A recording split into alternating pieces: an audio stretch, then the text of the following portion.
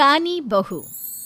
किशोरी लाल जी के बेटे राघव की शादी की बात जगह जगह चल रही थी, लेकिन किशोरी लाल जी को कोई लड़की पसंद ही नहीं आती थी। और उसकी एक ही वजह थी, किशोरी लाल जी का लालची होना। उनको लड़की वालों से मोटा दहेज चाहिए था और इसी चक्कर में एक दिन वो एक बहुत पैसे वाले के घर अपने बेटे का रिश्ता लेकर पहुंचे। उस आदमी का नाम था ओम प्रकाश। देखिए किशोरी लाल जी, मेरी एक ही बेटी है और मेरी सारी संपत्ति जायदाद सब कुछ मेरी बेटी नैना का ही है। पापा, नाम से लगता है बहुत खूबसूरत होगी। कितना अच्छा नाम है ना, नैना। हाँ, वैसे बात तो सही है आपकी। अब इतना पैसा है, जमीन जायदाद है, इकलौती बेटी, आप भी क्या करेंगे? सब कुछ उसे ही देंगे ना। बिल्कुल ठीक पहचाना आपने। बस बेटी की शादी और सारी जायदाद उसके नाम। पापा, बिना देखे हाँ कर दीजिए ना। इतना अच्छा रिश्ता फिर कहाँ मिलेगा? माला माल हो जाएंगे हम। मैं अपनी बेटी को बुलाता हूँ। अरे नहीं नहीं नहीं नहीं, आपकी बेटी का नाम नैना है, सुनकर ही लगता है बहुत सुंदर होगी। रहने दीजिए अंकल, मैं तो आपकी बेटी के नाम से ही इतना खुश हो गया हूँ कि उसे बिना देखे शादी करने को तैयार हूँ। अब तो मैं उसका चेहरा सीधे शादी के बाद ही देखूंगा। और इस तरह राघव नैना का चेहरा नहीं देखता और उससे शादी कर लेता है। शादी के बाद अपनी सुहाग रात पर जब राघव नैना का घूंघट उठाकर देखता है तो नैना की आंखें बंद थी। कितनी खूबसूरत हो तुम नैना, जरा अपनी आंखें खोलकर मेरी तरफ देखो तो सही। नहीं, मुझे शर्म आती है। अरे, मैंने तुम्हें शादी से पहले भी नहीं देखा और अब अगर तुम आंखें खोलकर मुझे देखोगी भी नहीं तो मुझे अच्छा कैसे लगेगा? इससे पहले कि नैना अपनी आंखें खोलकर राघव की तरफ देखती, अचानक से लाइट चली गई और राघव नैना को पूरी तरह से देख भी नहीं पाया। अगली सुबह नैना राघव के लिए नाश्ता बनाकर लेकर आई। अरे ये क्या, आधा पराठा सेका हुआ है और आधा बिल्कुल कच्चा। ये तुमने क्या किया नैना?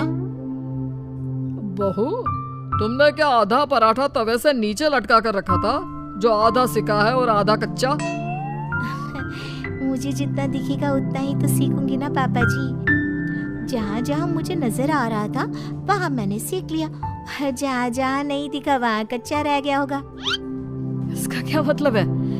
ये कैसा मजाक कर रही है तुम? अरे बहू, तुमने इतना लंबा घूंघट क्यों लगाया हुआ है? देखो, हमारे घर में बहुओं को बेटी की तरह रखा जाता है और फिर तुम तो इतना सारा माल लेकर आई हो। देखो, ये घूंघट डालकर रखने की कोई जरूरत नहीं है। हाँ नैना, पापा जी ठीक कह रहा है, तुम तो आराम से रहो, अपना ही घर समझो। नैना अचानक से अपना घूंघट उठा लेती है। अरे ये क्या पापा, नैना की तो एक आंख फूटी हुई है। नाम से नैना, लेकिन ये तो कानी बहू निकली। मेरे साथ धोखा हुआ है, धोखा। बिना दिखाए अपनी कानी लड़की मेरे संग ब्याह दी। मुझे कानी भी नहीं चाहिए। मुझे अभी ओम प्रकाश जी से बात करनी पड़ेगी। आखिर उन्होंने मेरे साथ ऐसा किया क्यों? अरे, आप लोगों ने ही तो पापा से कहा था कि आप लोग शादी से पहले मुझे देखना नहीं चाहते। अब मेरे पापा पर क्यों इल्जाम लगा रहे हैं? अरे लेकिन उन्हें बताना तो चाहिए था ना कि तुम कानी हो, एक आंख से तुम्हें दिखाई नहीं देता। किशोरी लाल और राघव नाराज होकर ओम प्रकाश को अपने घर बुलाते हैं। पापा जी, ये आपने क्या किया? शादी से पहले बताया क्यों नहीं कि नैना की आंखों में परेशानी है? अरे, आप ही ने तो लड़की देखने से मना कर दिया था। और लेकिन आप बता तो सकते थे। आपको तो हमारी बेटी की प्रॉपर्टी चाहिए थी, वो भी पूरी की पूरी।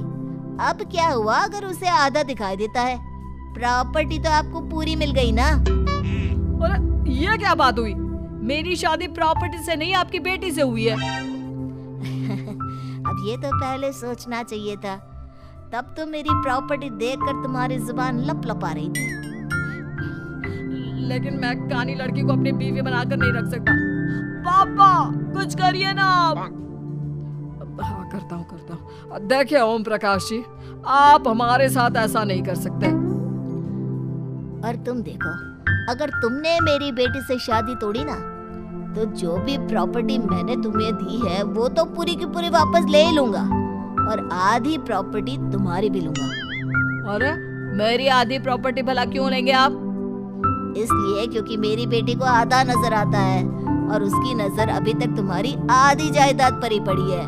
अब तुम उसे घर से निकालोगे तो कुछ तो लेकर जाएगी ना। और अगर हम आपकी बेटी को अपने घर की बहू बना कर रखे तो तो तुम्हारी पूरी प्रॉपर्टी तुम्हारी ही रहेगी, और जो मैंने तुम्हें दिया है ना, उसमें से बस मैं आधा लेकर जाऊंगा। अरे लेकिन अब आप अपनी दी हुई प्रॉपर्टी में से आधी वापस क्यों लेकर जाएंगे? अगर मैं आपकी बेटी को अपनी पत्नी बनाकर रखने को तैयार हूँ तो? इसलिए ताकि भविष्य में अगर तुम मेरी बेटी को धोखा दो तो उसके पास कुछ तो रहे जो पति का हो। वैसे मेरे पास तो बहुत कुछ है, लेकिन अपने पति की कोई निशानी तो उसके पास होनी चाहिए ना। अब अगर तुमने मेरी बेटी को कहानी कहा तो तुम्हें प्रॉपर्टी भी कहानी ही मिलेगी, पूरी नहीं। जमाए राजा। किशोरी लाल और राघव समझ चुके थे कि वो पूरी तरह फंस चुके हैं और अब उनके पास वहां से निकलने का कोई चारा नहीं है।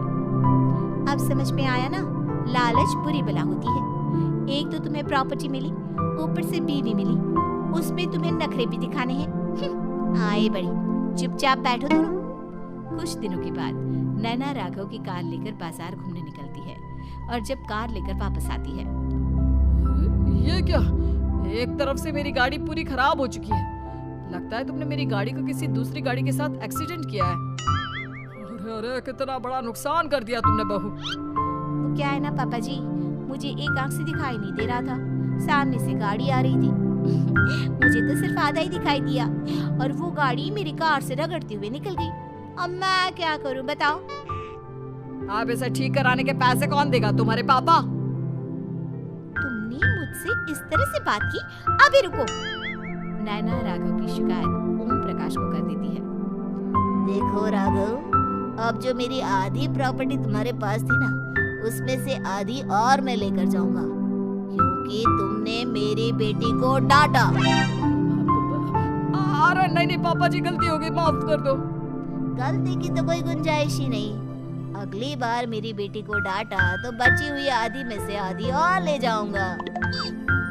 लालच के चक्कर में हम दोनों ने बहुत बड़ी गलती कर दी बेटा। एक तो तुम्हें कानी बहू मिली और ऊपर से जो माल मिला वो भी काना।